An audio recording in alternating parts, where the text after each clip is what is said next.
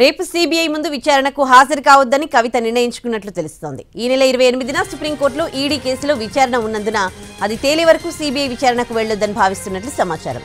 ఈ విషయాన్ని మెయిల్ ద్వారా సిబిఐ అధికారులకు సమాచారం ఇచ్చేందుకు సిద్ధమయ్యారు కవిత.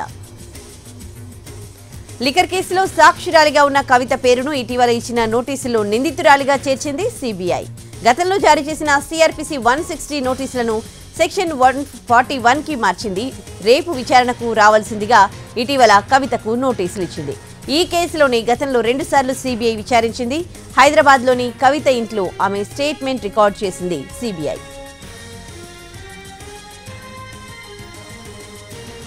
గతంలో ఈడీ ముందు విచారణకు హాజరయ్యారు కవిత. చివరిసారి గతేడాది జనవరి 16న మరోసారి విచారణకు రావాలంటూ నోటీసులు ఇచ్చారు.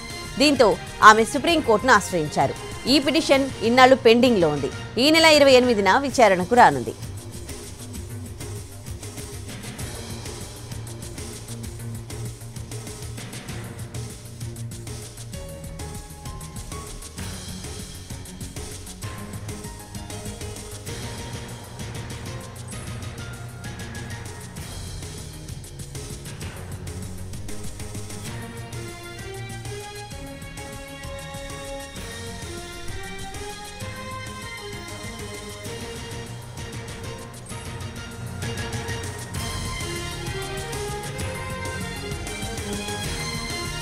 కవిత పిఏ అశోక్ కౌశిక్ ఇప్పటికే అప్రూవర్ గా మారాడు. అతడు న్యాయమూర్తి ముందు సంచలన విషయాలు వెల్లడించినట్లు సమాచారం.